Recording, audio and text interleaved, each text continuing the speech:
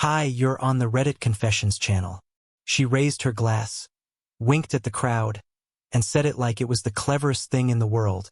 "I'd trade my husband for 5 minutes of peace, or a man who actually knows how to use a drill." Laughter erupted. Not polite laughter. Real, loud, snorting, elbow-tapping kind of laughter. Glasses clinked. Someone actually applauded. And I just stood there, not even at the table. I was 2 feet away, returning from the bar with her drink in my hand. Everyone saw me. Everyone knew. But no one said a thing. It was some backyard birthday party. I think her old college friend turned 35. The details blur. What I remember is the cake had her name spelled wrong and no one cared, because everyone was too busy playing Darla's favorite game. Publicly humiliate Hank. Yeah. I said it. That's me. Hank. The human doormat. The lovable loser. The guy you joke about upgrading from when the cocktails hit. She once called me her forever plan B during a wedding toast. Told a room full of strangers that I wasn't her first choice. Just the one who stuck around long enough. And I laughed. Like an idiot. Because what else do you do when your wife turns your life into a sitcom and you're the punchline? But this joke? That night? Something about it cracked the glass. Not just the metaphorical one, I mean a real one. The drink I was holding slipped from my hand and shattered against the patio stones. Everyone turned. Silence this time, real silence. She looked at me like I ruined her punchline. And that's when I said it. Calm. Measured. No drama. If you're so eager to trade me in, you better make sure the next guy can afford you. Dead. Silence. She blinked. Just once. Then her mouth twitched like she didn't know whether to laugh it off or lash out. The birthday girl whispered, "Whoa." Some guy muttered, "Damn." I walked back inside, past the stunned faces, past her wide eyes, and out the front door. I didn't yell. I didn't slam it. I just left it open long enough for her to follow. She didn't. She never does. That was the moment everything shifted. Not because I stood up for myself, but because she suddenly realized I could. And if you think that was awkward, wait till you hear what happened next. The hours after I left that party weren't loud or emotional. No storming off. No dramatic music. Just a man in a quiet car, hands trembling on the steering wheel, driving aimlessly past closed gas stations and flickering motel signs. I wasn't crying. I wasn't even angry. I felt hollow, like someone had unplugged me from my own life.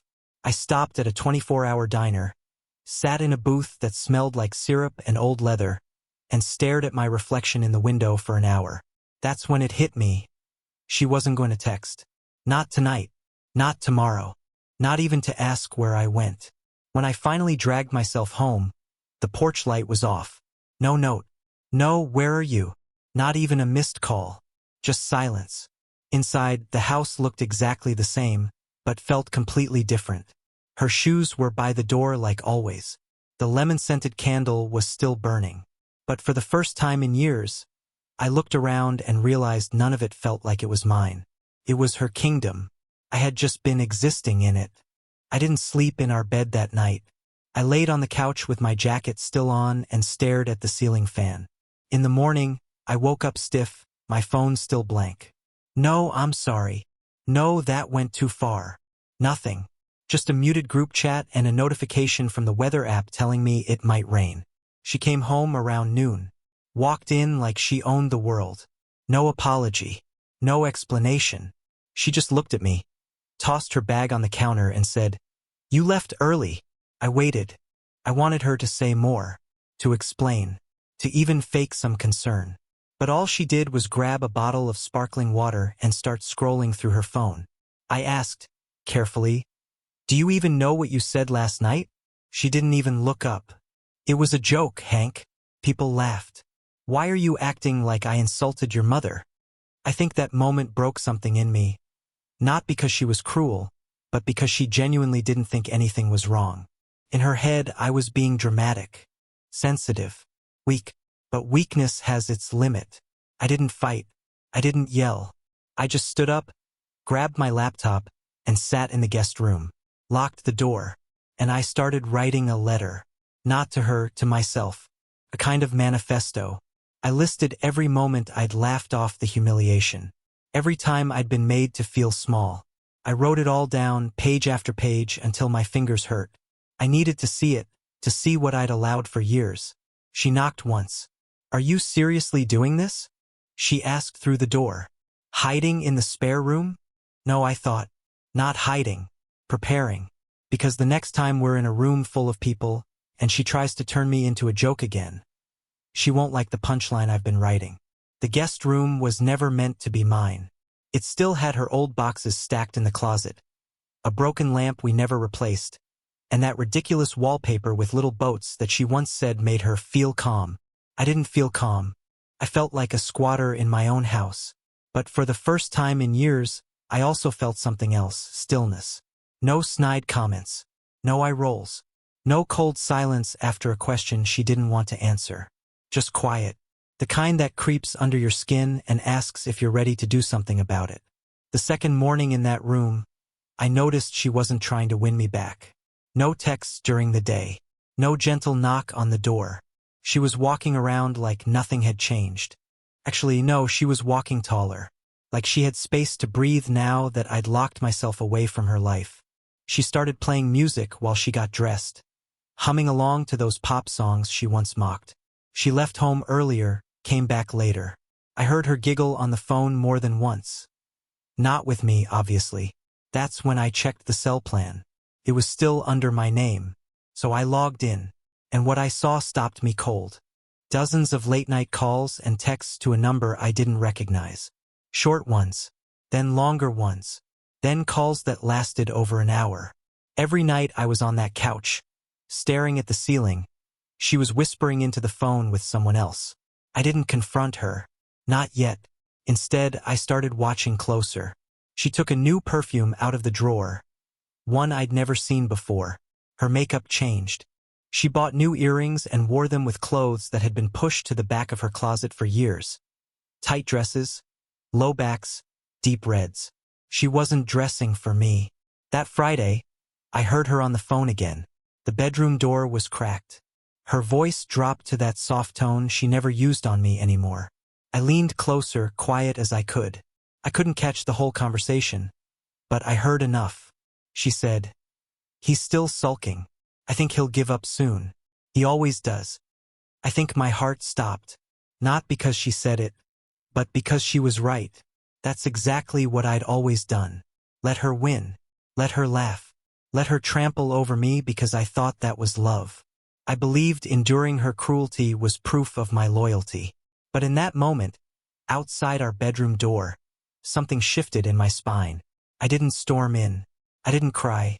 I walked away, straight to my car, drove to the nearest pharmacy, and bought a burner phone. Then I called the number she'd been whispering to every night. A man answered. His voice was smooth, confident, and immediately suspicious. "Hello?" he said. I didn't speak. I just listened to the background. I heard a television, someone laughing, and then a second voice. Female, distant. Hers. She was there. With him. That night. I hung up. When I got home, she was already asleep. Or pretending to be. I stood by the door and stared at her for a long time, wondering how many other times she'd looked like that, peaceful, innocent, while living a second life right under my nose. But I didn't wake her. I had a better idea. The next morning, I packed a small bag, just enough to look casual, and placed a folded note on her vanity. She didn't see me leave. I wasn't gone for good. Not yet. But I needed to disappear just long enough to remind her what silence really felt like. She didn't call. Not that day, not the next. I'd expected at least a fake concern text. A "where are you?" Or a "can you grab milk?" Or even her usual passive-aggressive, "you left your shoes out again." But nothing came through. My absence wasn't noticed. Or worse, it was, and she welcomed it. I stayed in a cheap motel about 30 minutes from home. The kind of place with flickering hallway lights and vending machines that still took coins. I didn't go there to punish her. I went there to remember who I was without her breathing down my neck. And let me tell you, it was strange realizing how much of myself I'd chipped away to keep her comfortable. I spent the first night staring at the ceiling tiles, running through every argument we ever had, every time I gave in just to keep the peace. She always told me I was too much, too emotional, too clingy, too insecure. But sitting there in silence, I realized she didn't hate those parts of me. She needed them. They made her feel superior, strong, like she was the one doing me a favor by staying. The second night, I wrote another letter. Not to her, to the guy she was calling. I didn't intend to send it, but I needed to say the words out loud, even if only on paper. Congratulations, man. You've got her attention now. Enjoy the flattery, the seductive texts, the little digs she makes about me to make herself feel clever. But give it time. She'll laugh at your quirks in public too. She'll turn your insecurities into party games. And when you finally stop laughing, she'll roll her eyes like you're the one with the problem. I hope you like walking on eggshells. I folded the letter and shoved it into the drawer next to the motel Bible. Then, on the morning of the third day, my phone finally lit up. Darla. Where are you? Darla? You're being ridiculous. Darla? Are you seriously doing this over a joke? Darla. Grow up. There it was. Not a single line about missing me. No concern, no softness. Just irritation that her emotional punching bag had wandered off without permission. I stared at those messages, reread them 10 times, and then turned off my phone.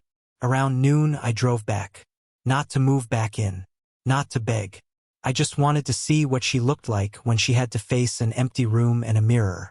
When I walked through the door, she was in the kitchen. No makeup, hair a mess, still in pajamas. She didn't speak right away.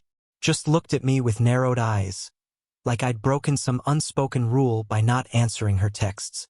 I assume you're done sulking, she finally muttered, stirring her coffee like it had wronged her. I didn't reply. I walked past her, into the bedroom, and picked up the note I'd left on her vanity. She hadn't even opened it. Still folded, untouched. That told me everything I needed to know. I didn't matter enough for curiosity. Her ego had convinced her I'd return on my knees. She was wrong. I came back, I said calmly, holding the note, to get the rest of my things. She scoffed. You're being dramatic. No. I've been quiet for so long. You think silence means obedience. It doesn't anymore. I didn't wait for a response. I turned, grabbed my bag, and walked out again. This time for real. And this time I didn't leave the door open behind me. It wasn't until I left for the second time, not saying goodbye, not slamming doors, not leaving a dramatic note behind, just disappearing, that she finally realized something was off. This time I didn't check into a motel. I went to stay with my cousin Trent. We hadn't spoken in years, not really, but when I showed up on his porch with a bag and no expression, he didn't ask questions. He just stepped aside and said, "You can take the basement." And I did. No judgment, no pity. Just silence, the good kind. The next morning, I turned my phone back on, mostly out of curiosity. 15 missed calls. 8 texts.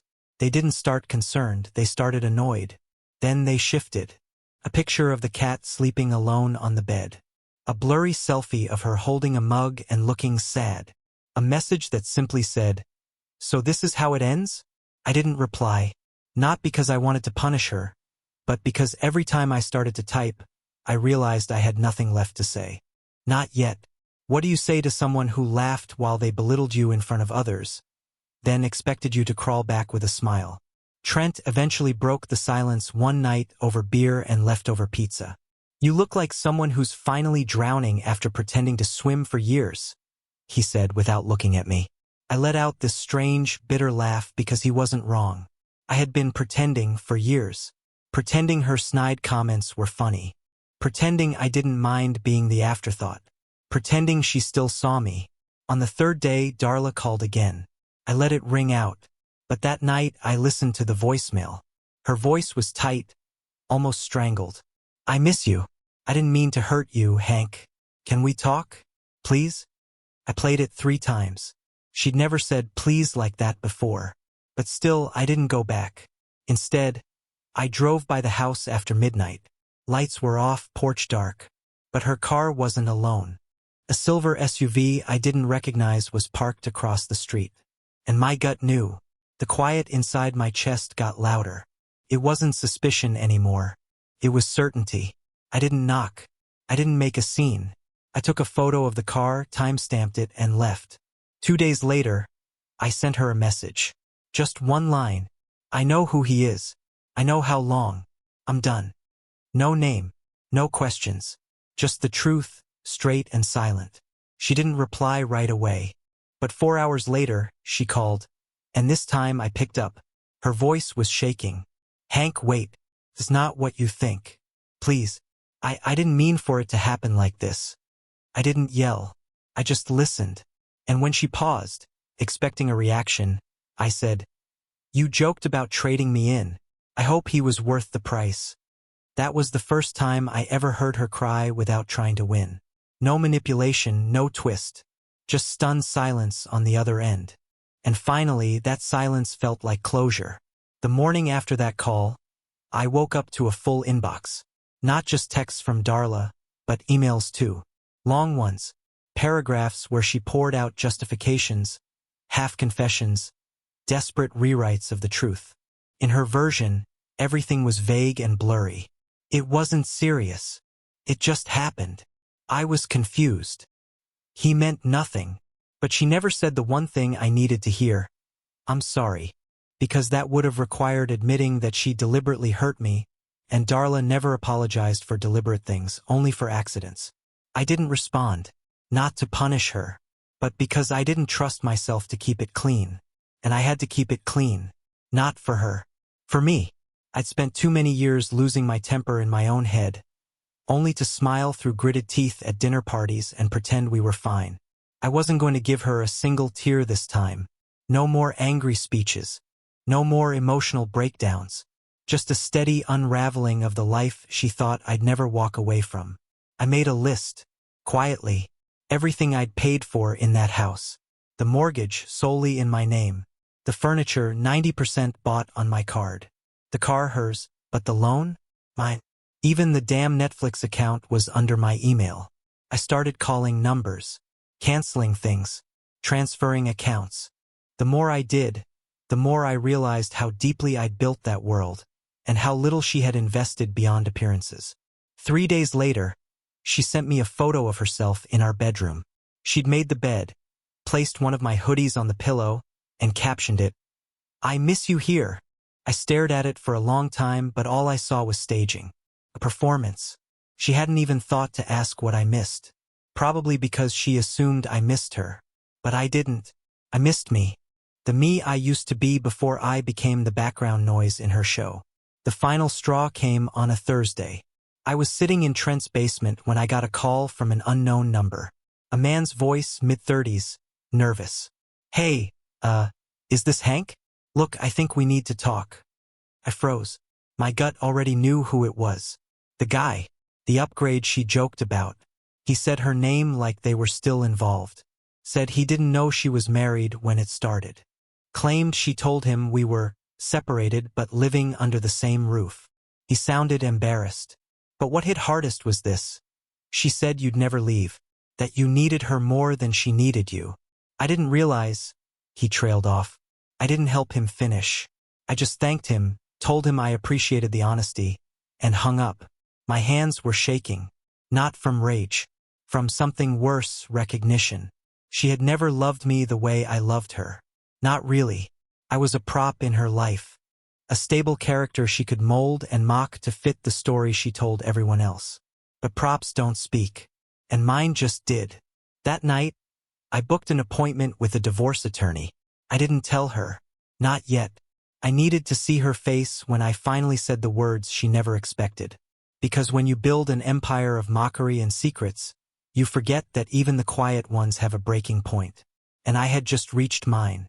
It happened on a Sunday. Fitting, really. The quietest day of the week.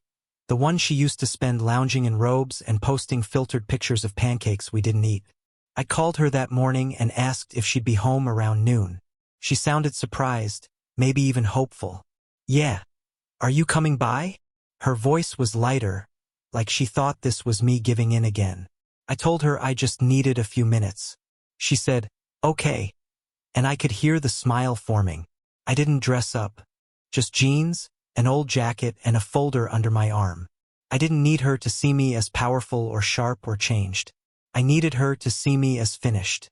When she opened the door, she had makeup on and her hair done in that way she always did when she wanted to appear effortless, but had clearly tried. The living room smelled like candles. Music was playing soft jazz, her favorite healing playlist. I stepped inside and immediately felt like a guest in a place that used to be mine. She reached out like she wanted to hug me. I stepped back, gently but firmly. "I'm not here for that," I said. Something in her froze. We sat at the dining table, the same one where she once laughed with a glass of wine in her hand and made me the punchline in front of our friends. That same table was now silent. No laughter, no audience. I placed the folder on the table and slid it toward her. She looked at it like it might explode. "What is this?" she asked. "My line," I said.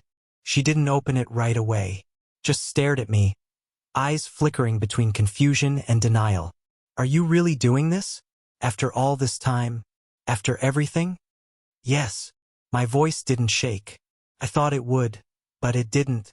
And not because of what you did with him. That just revealed what you've been doing for years, treating me like I'm disposable, like my silence equals agreement." She swallowed hard. "It was a mistake, Hank. I was lost. I didn't know what I wanted." "No, Darla. You knew exactly what you wanted. You just never thought I'd stop letting you have it." Her hands hovered over the folder. "This doesn't have to be permanent. We could talk. Try something. Therapy, maybe. I've been thinking a lot about how I've treated you." I almost laughed. Therapy. Now, after everything. After years of her steamrolling over my emotions like they were traffic cones. "I don't want to fix what was never respected," I said. "You didn't break a vase. You broke me." And I finally picked up the pieces. Her lips trembled. She blinked fast, like that would stop her eyes from welling up. But I stayed seated, calm, still. I wasn't there to comfort her. That part of me had been buried under years of sarcasm disguised as affection. She finally opened the folder. Divorce papers. Clean. Straightforward. Nothing petty. I wasn't there to ruin her. I was there to leave with what was mine. My name, my voice, and the freedom to be more than someone's joke. As I stood up, she whispered, "You really hate me now, don't you?" I paused at the doorway, my hand on the frame. "No, I don't hate you. I just finally love myself more than your approval." And then, for the first time in years, I walked out of that house without looking back. The morning after I served the papers, I woke up in Trent's basement to something I hadn't felt in years: peace. Not revenge. Not satisfaction. Just peace. That kind of stillness that comes when you stop fighting to be heard by someone who was never listening.